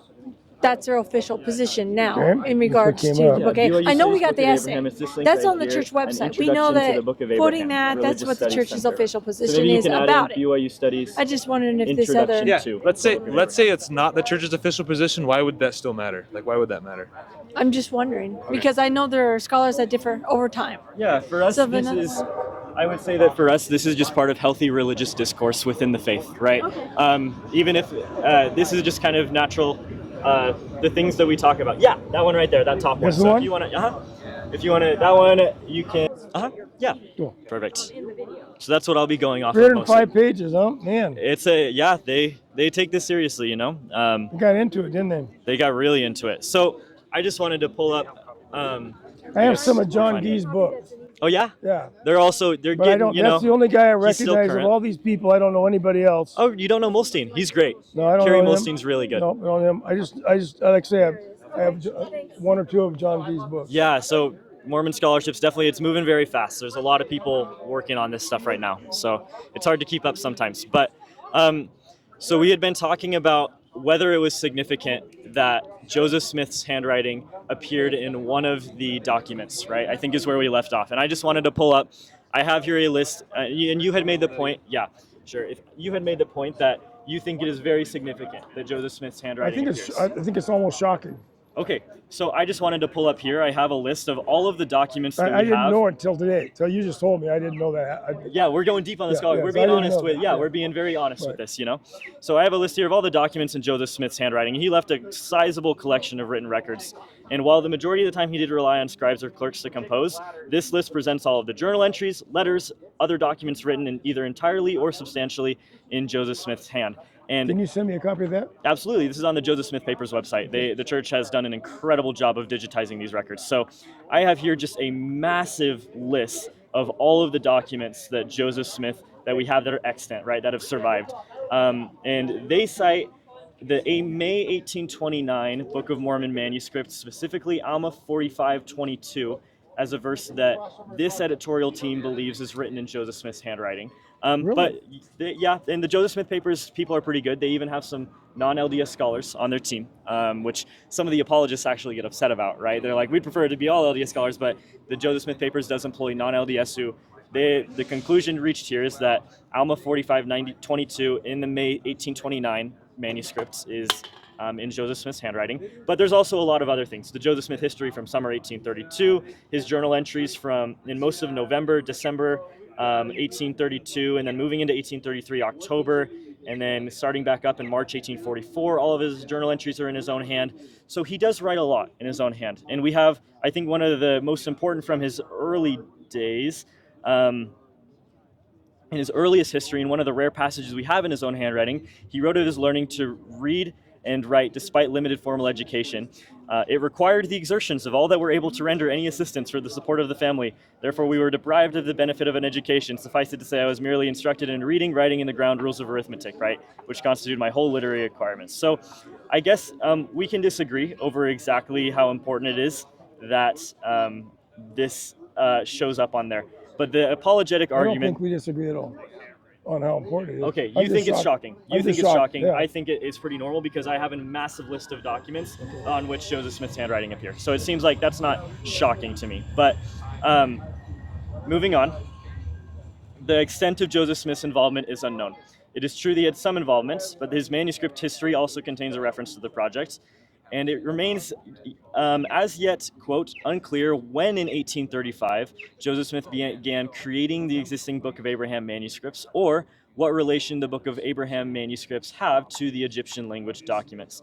That's quoting again from Jensen and Hoglid, who are the editors of the Joseph Smith Papers, Volume 4 of Revelation and Translations, for different arguments on the direction of the dependency. What? Can I talk about that issue? Sure. Before you go on? Okay. So they said, quote that again, that Yes. it's unclear what? It is unclear when in 1835 Joseph Smith began creating the existing Book of Abraham manuscripts, or what relationship the Book of Abraham manuscripts have to the Egyptian language documents, right? Even though Joseph Smith said in his own words what relationship it was. He was translating them. Yeah, that's why we went over the whole conversation about how Joseph Smith understood the word translation, right? That's why we actually prefaced this conversation with that. Joseph Smith's understanding of the word translation is not your or I's understanding when we think about translation today. And so if Joseph Smith has this different understanding, we should apply that different understanding every time Joseph Smith is using that word. I think it's fair to say, as you're saying, like Joseph Smith was wrong. He's not doing a translation based on your understanding of how we do academic translations, but very clearly, and I can pull up the primary sources and we can look over scans of the documents, Joseph used translation and revelation almost interchangeably to refer to the Book of Abraham. So it is completely fair for you to say, I don't consider that a translation. But it looks like Joseph Smith did, is what we're saying, right? He considered this revelation also an inspired translation. So let's... What I'm also saying is, I think that this new information you guys are coming up with is based on, again, an idea that we have to save the church. And so because we're saving the church, we have to figure out how many times he's used the word revelation, how many times he's used the word translation. All the data. And then we have to decide whether he meant translation or revelation, and that he is using them interchangeable. So that makes our case more strong. This is a steel So man. if we can change the meaning of the words in 1830 to where Joseph Smith didn't use them the way everybody else used them in 1830 or even in 1980, if we can change the meaning of the words according to Joseph in his own mind, then everything's okay because everybody else misunderstood Joseph. So he's telling them it's a revelation. They understand what revelation is. They also understand what translation is in 1830. And so he's confused. He doesn't know what he's talking about, but everybody else knows when he says translation what it means. Okay, I have a question about what you're talking about. What did gay mean 60 years ago? Exactly. If I call myself a gay guy, what do I mean? 60 years ago, you were just happy. Okay, so words can change meaning over time. Agreed. Okay, but especially like when I was younger, I got words mixed up all the time.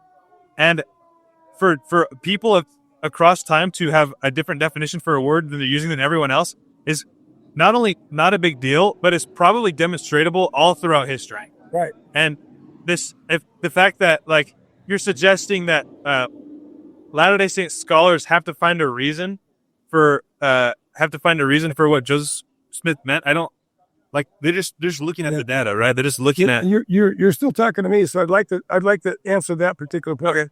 Okay. I understand the word gay changes. However, the word translation has never changed. In everyone's understanding, except for these guys Joseph on Smith. your computer. No, except for Joseph Smith, right?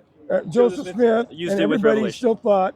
I mean, he's in a community, and he's not using the word gay or that kind of thing. It's a word that everybody knows, and so everybody's known that word and the definition until these guys show Yeah, up. except for DNC 7, right? Like what we talked about at the beginning of the conversation. DNC 93 as well is also another example of a So we've got places where there might be a little mixing of it, and so that makes it all mixed up. Yeah. So did DNC 7 come out before or after Stephen Smith was born? After who? Stephen Smith, the writer of this book. Oh, I don't know. Okay. Obviously- DNC7 came out in the 1800s. Right. Obviously, So- yeah. I don't know when he was this- born. yeah, I don't, so then I this don't know word- when he was born. Sure, okay, so- but so then this Well, word obviously, shift- before he was born. This word shift Happens way before any of these scholars' birth. I don't understand why these scholars are the ones, making this The up. word shift we know about is in Joseph Smith's mind. In other words, no one else in the whole world. Sure. In the whole world. and I think that's completely Yeah. fair to say. Assuming that's true, that's completely fair to say. Right, we are completely okay saying all of the evidence that we have. And like we said, I also want to address the claim that you said that we're trying to like save the church, right? These scholars. For us, this is just good scholarship, right? Like as you mentioned, like we're mentioning things here that you didn't even know. The fact that Joseph Smith's handwriting appears on the grammar, this is just good scholarship. That could be used to strengthen your argument. Yeah, but right. this is just good. Obviously, I did see what they're saying, but if they say Joseph Smith's handwriting is in there, I'm not going to dispute it. Oh yeah, I have a slight patient. I'm certainly not the scholar, but I didn't know about it. And for me, since Joseph Smith almost always had scribes writing stuff down, so he didn't write very much. So I was just surprised. Yeah, so I also showed the list of all the documents. But yeah, I would say this isn't like an attempt to save the church. And these scholars are being very forward with the data, right? This is just, we now have more data than Hugh Nibley did back in the 70s, right? Which has been my consistent argument. We absolutely have more data than Joseph Smith did, right? Who the Egyptian hadn't even been translated. So more than an attempt to save the church, this is first and foremost an attempt to present the new data that we have. And they're doing a very good job of admitting the things that could be used for your argument as well, I think, right? So let's go first. As we were saying, unclear when exactly in 1835 he began creating the manuscripts. And third, I think while there is considerable overlap of themes between the Book of Abraham and the Egyptian language documents, most of the Book of Abraham is not dependent, we agree on this, on any of the extant Egyptian language documents. The inverse is also true. You say extant, what's that mean? Of the papyri that survived the Great Chicago Fire. Okay. So that's what extant means, the one that are still available. Oh. So of the papyri that survived the Great Chicago Fire, there is no dependency between the Book of Abraham. Sorry, the train's really loud. Yeah, there's no dependency between the Book of Abraham and the rest of that. Iris. Yes. The inverse is also true. Fourth and finally, the Egyptian language documents were never presented as authoritative revelation. What emerges most clearly from a closer look at the Kirtland Egyptian papers, remember this corpus that we were talking about, is the What fact does the that Egyptian documents mean? yeah, the Kirtland Egyptian papers is the term that was originally coined back in the 70s for all of these documents in the Kirtland time period dealing with Joseph Smith's interest in Egyptology, right? Okay, so you're talking about things that were written, The not grammar, not the papyrus. There's two corpus. Yeah, there's two groups within this. Yeah. Okay, We can say jump that back again up to so there. I understand it. I'm Yes. just trying to understand it. Let's jump back up to here. Yeah, so the Kirtland Egyptian papers, there are two categories, right? There's the Book of Abraham manuscripts, and there are the Egyptian language manuscripts, the manuscripts that focus so we're on the talking alphabet about and the grammar. manuscripts, not the papyrus. Okay, got it. So when he says I believe documents, right? Yeah. Okay. There's two categories of documents. Okay, got Yes. it. And Thank you. these were never presented as authoritative revelation. There is nothing official or final about the grammar. They are fluid, exploratory, confidential, and free of any possibility or intention of fraud or deception, because Joseph Smith is never presenting the Egyptian grammar as like an authoritative revelation. So it would be weird to say he's intending to deceive people with the grammar, because he never presents it. It's a confidential document they just used within themselves, right? Okay, so- we're talking specifically about the grammar there, not the actual Book of I Abraham, got that. right? Which So- you would say is deceptive, but I just have another question about that, though. When you say there's no connection, how come the grammar actually has the words of the Book of Abraham in it? In other words, he's got characters, and he's translating in the Egyptian grammar the words of the Book of Abraham. So how could it not be related? That's a good question. In this book, I don't remember the exact argument, but it's evident that those symbols were added after the text themselves. So the symbols were added later than the document itself. It wasn't symbol, then interpretation, symbol, then interpretation. And how do they know that? They go through that the in this different book. theories here. This is where things get really interesting. Now we get to start talking about the relationship between the Book of Abraham and the Joseph Smith papyri. And as we've discussed, there's no consensus, even amongst the LDS scholars, right? There's disagreement between These Smoot guys and don't need consensus because they're the ones that know all of it. Nobody else knows anything. So there's no well, need for well, consensus. There's no need for consensus. These guys are the experts. All the other guys were wrong. That's how scholarship tends to work. Isn't that right? I mean, that's what we're saying here, right? Smoot knows a whole lot more. Scholarship has Yeah. a conclusion, and then people get more data, and a different conclusion comes later. Right. The one with the more data is probably more true than the one that came before. I would agree with that. Yeah. Okay.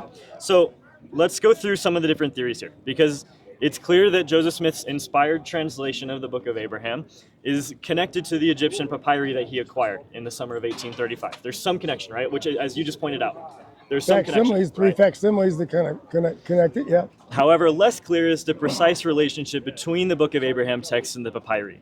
Several theories posit ways in which the Book of Abraham text relates to the papyri. The Church of Jesus Christ of Latter-day Saints maintains that Joseph Smith translated the Book of Abraham from papyri, but they do not specify which papyri. And theories about the relationship may be categorized under three heads. So there's kind of three different theories that scholars right now accept.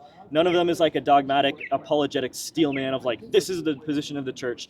These are scholars trying to understand So the what church could the doesn't know. relationship They have be. three ideas, but they don't know. Well, the scholars, not even the church. Right, Yeah, that's what I'm saying. Well, the scholars yeah. represent the church. I mean, No, the church's conclusion is that the Book of Abraham is Scripture.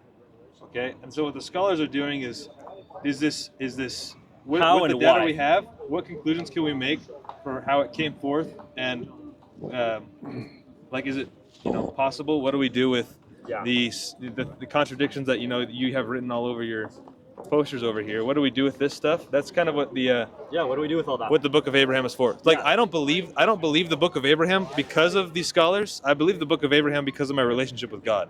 okay. I don't. But we this, wanna go And through the and- church obviously says it's scripture. You said Yes. that earlier. that would be the Right. official church And position so that it's if scripture. the church is the true church and they say it's scripture, then it's scripture. That's I mean, that would be a good logical conclusion. Yeah, well, I mean, it's my subjective belief, but it's not a. I think even there you but get a little tricky though, because you also have Joseph Smith saying things like in the documents of his translation of the Joseph Smith translation, right?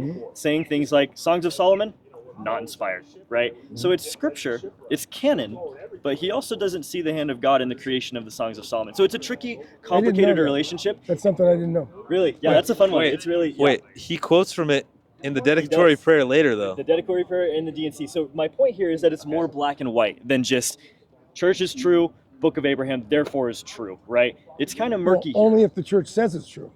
I mean, if the church, it's like Jesus Christ saying something. If Jesus Christ says this is true, I'm buying it. Yeah, if Only Jesus because Christ he came is to the me, authority. walk up to me, Now, he is if an authority. the church is the Yes. authority and they say it's true and you don't buy it, that's a problem. Well, Yeah, no, so- it's just, my point is just that true and false is a really black and white distinction. Well, of course that it is. sometimes we have a more, Joseph Smith didn't see things in such a black and white dichotomy. So he no- had a more gray, and I don't care if Songs he of sees Solomon is things- canonical, but it's not inspired, Right. right? So you Well, don't that even care would be whether a Joseph Smith saw problem it. with me because if it's inspired, it's canonical. If it's not inspired, it's not canonical. So that's your worldview, and that makes sense Yeah. for someone who's a sola scriptura, Bible-believing Christian, Exactly. but that's not Joseph Smith's worldview. So he understood that differently. But Right. let's go to these three different theories. What is the relationship between the Okay. Book of Abraham and the papyri? There are three, and they're really simple. One is that Joseph Smith produced the Book of Abraham from the fragments of papyri that we still have. Put a huge hole on that. And some of them that we don't have. Two is from the papyri that we no longer have. So that's a different theory. And then three is he produced this without the aid of any of the Joseph Smith papyri. This is a really broad, overarching Well, those generalization. are the three choices, yeah. But and when you look at it, I mean, part of the papyri of the facsimile number 2 isn't there, and Yeah. part of facsimile number 1 Yeah. isn't there. So let's I mean, talk about- We still have to talk about. He did use those papyri, and he had to restore them. So when you say just the papyri you have to say the papyri Let's talk that about we don't have too. Yeah, let's talk about why this what this theory argues, right? So the proponents of this theory, that Joseph Smith translated the Book of Abraham from the extant papyri fragments, the ones that still exist, right, maintain that Joseph Smith either pretended to translate or mistakenly thought he was translating the Book of Abraham from the surviving fragments of the Hor Book of Readings, right? The Breathings, sorry. That's Papyri Joseph Smith 1, document 11 and 10, right? And the two main pieces of evidence cited by proponents of this theory are, one, the hieratic Egyptian characters from the Book of Breathings on Papyri of Joseph Smith 11 that appear in the margins of the early Book of Abraham manuscripts, and two, the proximity of the original vignette for facsimile 1, like you were talking about, at the beginning of the Hor Book of Breathings, and his reference to this illustration in the Book of Abraham text, claiming it as at the commencement of this record.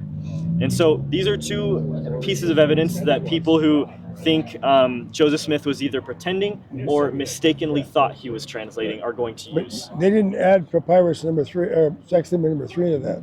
You said facsimile number 1. Yeah, I'm just talking about, because facsimile number 1 is the one Facsimile that... number 3 is also involved. It's part of facsimile number 1. It's part of the same papyrus. Yeah, but specifically he's talking about the proximity of that original vignette of facsimile 1 at the beginning of the Hor Book of Breathings, right? So? On that document of the Hor Book of Breathings, facsimile 1's right there. Because the other facsimile number 3 is not a papyrus we have, so they're ignoring facsimile number 3. Well, we're talking because about it's the not a extant papyrus. ones. Theory Right. 1 is talking about the extant ones that Yeah, exist that so we have. they've So picked on we'll get just to that the later. ones we have. Okay, We'll get to got it. that later. That's theory 2 and 3. But yeah, extant theory 1, Okay, we okay. are looking I'm- simply at what we actually see, have. because that my survives. mind is not that way. My mind is, here's what the Book of Abraham has in it, and I'm looking at all three. And I get, when you say extant, that means since they don't have that one, or facsimile number 2, the only one they have is facsimile number 1. Yes, that's and- why and the, proponents of adjoining- theory 1 can only work with facsimile Yeah, okay, 1. got That's it. all we have. Yeah.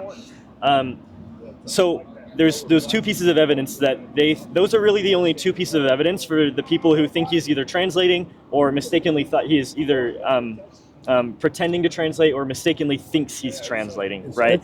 That's convenient. Those are the two pieces of evidence, and I would say that they appear persuasive at first, the proximity of that book, the facsimile 1, but other scholars have disputed their explanatory power in connecting the English text of the Book of Abraham to the surviving fragments. Because, for example, there's evidence that casts doubt on whether any of the existing Book of Abraham manuscripts is the original manuscript. With respect to the extant manuscript copies of the Book of Abraham, the English text, it is not clear who placed the hieratic characters from the Book of Breathings in the margins or when they were added. It's also not clear what the scribe was thinking when he added the characters. It's been widely assumed that they were copied at Joseph Smith's direct prompting during the process of translation, but we have no evidence to assume that, right? Again, here's the agenda coming in. Well, they're just pointing out that anti-Mormons are making this assumption, and there's no basis for that assumption. Now, that would be incorrect. It's not an assumption. It was a claim.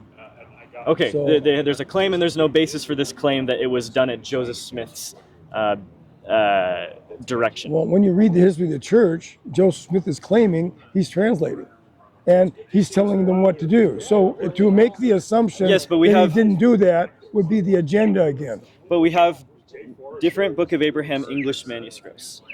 We don't know if the extant ones that we have are the original manuscripts. We don't know what those scribes were thinking when they were copying those characters Wow. in. We don't know the original manuscripts. We don't know that they're the original manuscript. We don't know that. No. That's amazing. So The book of when you're talking about the Book of Mormon, we have two manuscripts, and to say that we have don't know the original manuscript and the printer's manuscript, and that one's pretty straightforward. And to say Yeah. that we don't know that those are the original manuscripts, the original one and the printer manuscript. Yeah, let's go over why the scholars make this distinction and point out that this is something we have to be aware of as scholars who are really trying to understand this issue. So if we go through, and where was it that he mentioned it? That we don't know which one it is. These. Again, It is not clear who I placed the think hierarchy there's an characters. agenda going on here, big time. Everyone has a bias. Why don't There's why not a don't single they person in the why don't world. they say, okay? I mean, they're eliminating in number one. They're eliminating facsimile number 2 and facsimile number 3 when they know very well number 3 fits with number 1. It's still whore. What was your name again? Marshall. Marshall? Sorry, I forgot your name. But Marshall, what is your agenda of assuming that the texts have to be the Book of Abraham, the extant ones? My only agenda is I don't like people lying to me, and I believe that there's a lie going on here. So my Okay, so agenda you believe is there's a lie. my agenda expose the lie. You That's- believe that there's a lie, and you're coming from that position. Yeah, That's your agenda. Okay. You believe there's a lie here, and so everything. this is that my agenda right here.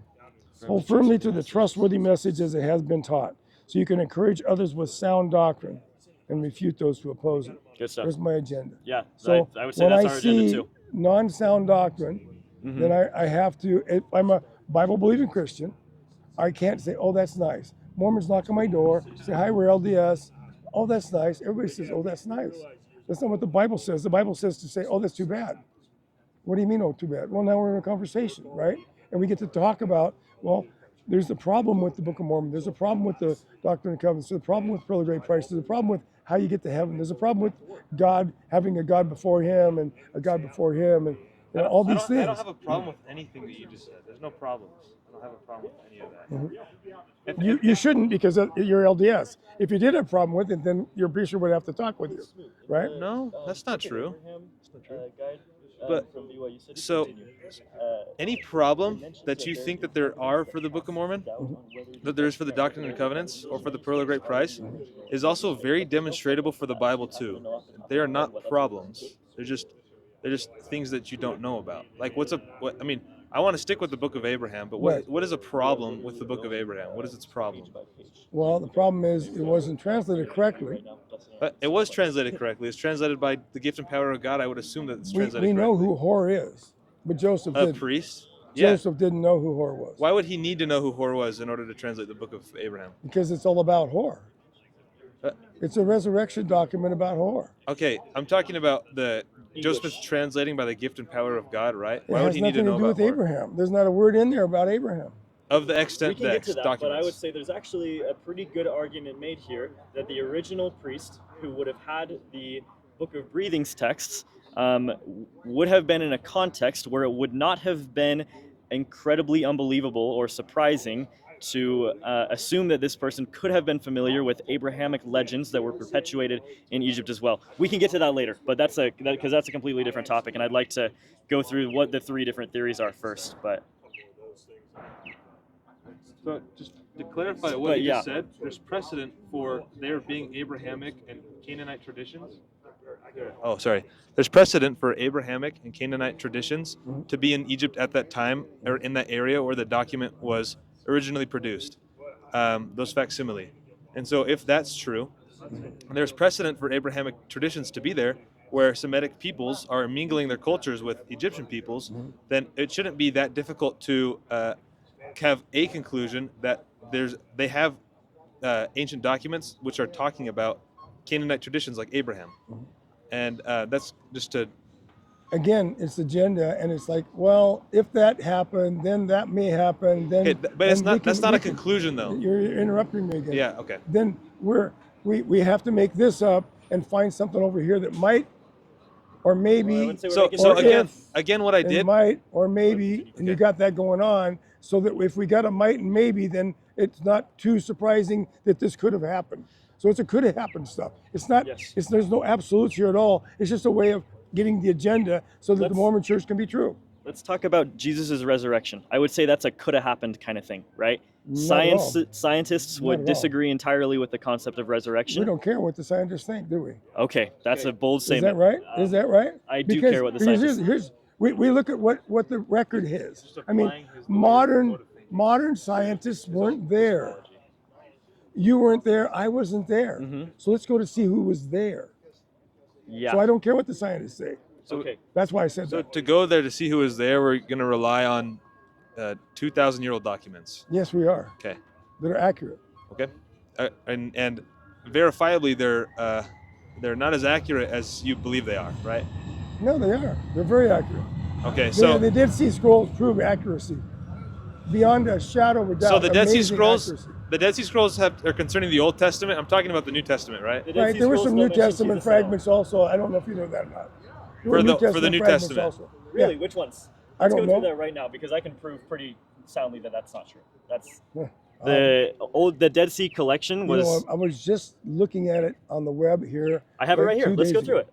Let's go through it. There were New Testament fragments, is what I said. So Let's go through it. Okay. The Dead Sea Scrolls. Yeah. Yeah. This is a It was completely mostly Old random Testament. side tangent. Almost all of them were Old Testament, but they have found New Testament fragments. But yeah, I let's go just through that. read it like 2-3 days ago. So what I have here is down- the Penguin Books edition of the complete Dead Sea Scrolls in English, and the Dead Sea Scrolls is complicated because so much of it is these tiny little fragments and Let's minuscules, not right? do that. Why don't you just search for Dead Sea fragments of the New Testament? Well, I have them all right here.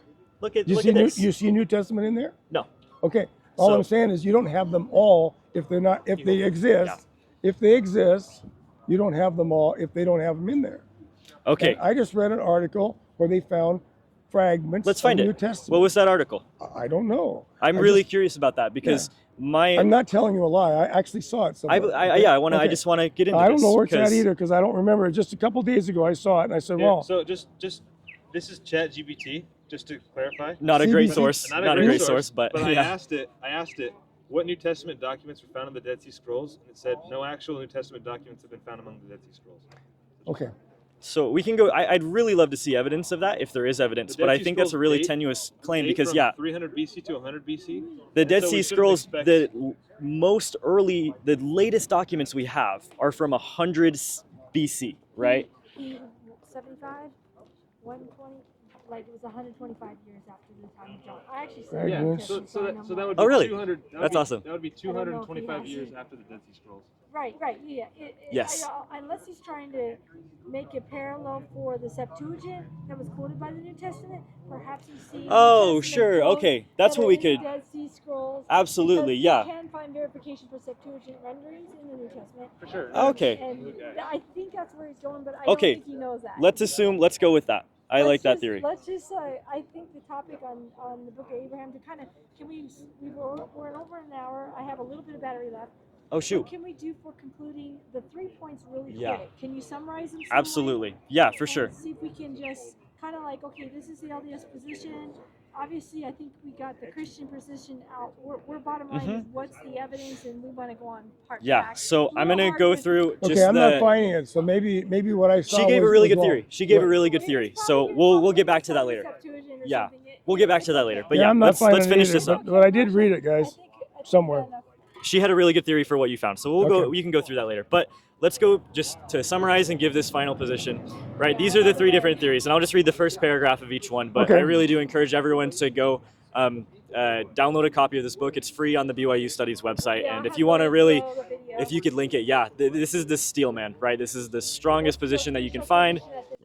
As much official as It's also really academic, as I think we've discussed, right? They include evidences, even things that could reflect poorly on the Book of Abraham, right? So, theory 1 is that he translated it from the extant papyri fragments, and the proponents of this theory maintain that he either pretended, falsely, or mistakenly translated the Book of Abraham. I would say the evidence for that is shaky. Theory 2 is that Joseph Smith translated the Book of Abraham from a missing papyrus fragment. This is probably the most common theory among LDS apologists, right? Gained traction as scholars have looked more closely at the 19th century eyewitness descriptions of the papyri, because both the Mormon and non-Mormon 19th century eyewitnesses, favorable and hostile to the church, agree that the Book of Abraham was translated from a long roll of papyrus that was still a long roll in the 1840s and 1850s. But the current fragments of the Joseph Smith papyri were mounted on heavy paper and placed in glass frames in 1837, and none of them can be the long roll that was described in the 1840s and 50s by both critics and proponents of the church. So these fragments that we have today, all that have been mounted on heavy paper and placed in glass frames, are not specifically the source of the Book of Abraham according to these eyewitnesses who say there's a much longer scroll, I think right? it rolled the whole floor of the room, right? That's All the documents W.W. Phelps quoted that. Yeah. Yeah. Theory 3, this is another one that I think is kind of what we were going off at the beginning, is that Joseph Smith translated the Book of Abraham by revelation, but not from the papyri that he possessed, just by revelation. And this theory argues that the Book of Abraham was not on the papyri that Joseph Smith possessed, but that he translated, remember in air quotes, merely by pondering over the papyri. In an essay published by the church recently articulated, Joseph Smith's study of the papyri may have led to a revelation about key events and teachings in the life of Abraham, much as he had earlier received a revelation about the life of Moses when he was studying the Bible and doing the King James translation. This view assumes a broader definition of the word translator, right, is what you have to assume. But according to this view, Joseph's translation was not a literal rendering of the papyri as a conventional translation would be. Rather, the physical artifacts provided an occasion for meditation, reflection, and revelation. They catalyzed a process whereby God gave to Joseph Smith a revelation about the life of Abraham. And those who adopt this theory urge Latter-day Saints to reconsider the scope and mechanism of translation in Joseph Smith's teachings and scriptural productions. The strength of this theory is that it's consistent with some of the prophet's other scriptural productions, like Doctrine and Covenants, section 7. At the same time, the main drawback to this theory, we're being really honest about this, looking at the pros and cons of each one. The drawback of this theory is that Joseph Smith himself believed that he possessed a physical record of Abraham and claimed when he published the text that it was a translation of some ancient records upon papyrus, right?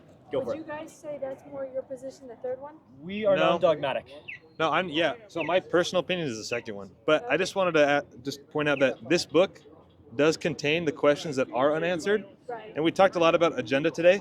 What is the agenda of Latter-day Saints to include unanswered questions in their research book? Probably because they're trying to be honest. That would be the agenda. All of this is presenting multiple theories, multiple explanations. It's non-dogmatic. It's not agenda-focused. We could go with any of these, right? These are all viable explanations. And he's even admitting, look, there's an article here, there's a theory here that it was deceptive, right? So that's what we're going for. But I'd like I think to that'll be our get final a- statement, and then you want to get his? Yeah, and then Okay. I'd like to say something at the end. But Sure. I have probably maybe 5 minutes. I'm Okay, not sure. do you want to take Okay. your final concluding Go ahead statement, and and then say you your- can say something? And then I'll say something. I'll take your mic and say something at the Okay. end. You just Okay. take. Okay. Go ahead. Thank you for this conversation. It's been really Yeah, good. thank you. Well, in my opinion, this is a red herring. I don't know if you guys know what a red herring is.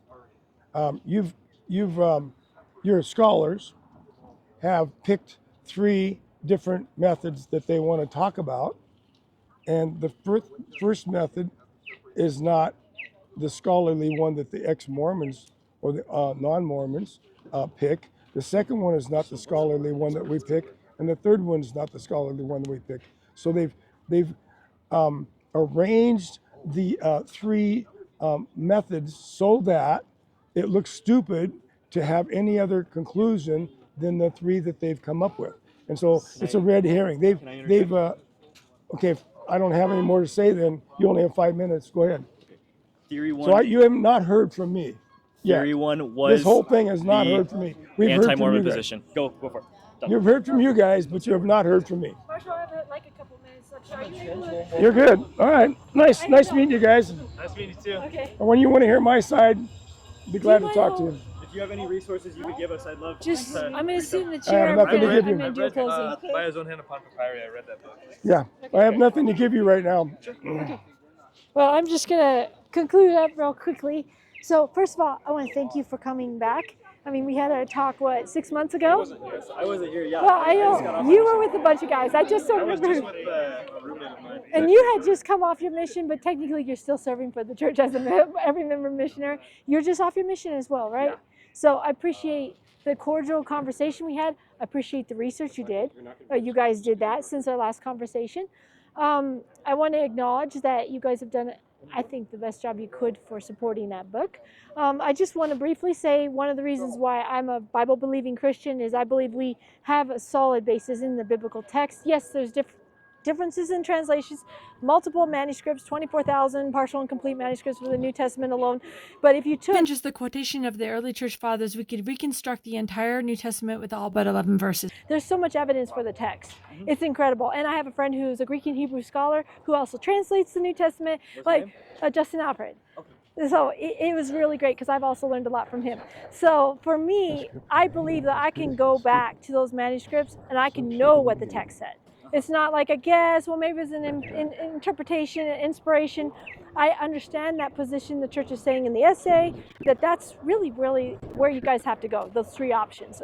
And you're trying to be as honest as you can with what you have, given that you have a faith in a book for a guy who claims to be a prophet. For me as a Christian, I prefer to put my faith in something that's more substantial, more black and white, more clear. Granted, do I have answers for everything? I think we all agree there's some element of faith, and I think we both can agree to that. So I want to acknowledge there's faith in everything. I'm going to go back to the foundation of what does the scripture say? What can we know from the text? What can we know from the first century? And we have a lot of evidence, a lot more evidence than you guys have for your books, which I think you both agree. But in terms of manuscript, evidence and knowing the translations, because we now have to kind of read in the interpretation. Am I correct on that? You guys have to read more potential interpretation views that prophet got inspiration from God, potentially. Or there's manuscripts that we didn't get access to. We don't have any more Chicago Fire. There's lots of possibilities. And there are questions on the Old Testament. You're right about that. Yeah, so if you apply what you're applying to us to, if you apply to, can you just hold it? Make sure that we're in view. I can screw that back in. Well, and the thing is, I don't know if we're in view. We'll try. Yeah. I would just point out also that we don't have the original manuscript for a single book of the Bible. And for the Book of Mormon, right, we don't have originals. 67% of the original. We don't even have we don't even have one within 1,000 years for Genesis. I don't know if this is. Oh, it is recording. What do you know? Okay, let's put it around to where we can actually be in view. There you go. Okay, thank you. So you should see us. If we there want you to go. talk objective manuscripts, we have 67% of the Book of Mormon manuscript and 0 Bible. And to be fair, 1830. Most of those manuscripts came after, and we have manuscripts that go way back. In Old Testament, that's a big reason why we have a bigger gap in age range from Old Testament manuscripts. Because, I mean, how many thousands of years that had to be copied over? So there's so many variants. I've studied Hebrew manuscripts as well because I've gotten into the Jewish arguments against New Testament texts and Septuagint. Like, there's so many things. Bottom line, we have to rely on faith. Absolutely. As to what we're going to put our faith in. Pray. I think there's a factor of that. I like to go back to as much evidence as we can get, which I believe, as a Bible Christian, I'm going to say the biblical scripture, I believe, has more evidence. But in the end of the day, can we be 100% sure of exactly what is said every time? No, we can't be sure of the message. Absolutely. And overall, the message flow coming out of the text that we have is consistent among all the manuscripts. And then, as a Bible-believing Christian, I have issue with just the prophets of the church. So as a Christian, we go back to the scriptures and what does the scripture say as a basis for grid for determining truth, which is why I was going back to the test of a prophet. Again, we can't go into that. As a sola scripture, books of the Protestant canon, right? As a sola scripture person, I would go back to what is Deuteronomy 18, how do we know a test of a prophet? That would be a topic for another day to really discuss those things. So thank you very much. Appreciate your time. Maybe next time we can discuss one of those other topics. Well, I just talked to two Mormons that know All how right, to use you red guys have a herrings. good day. Thank you. Christy. Nice to meet you, Red Noah. herrings when Nice to meet you. you make something that distracts you from the truth. You too. Thanks. So you got just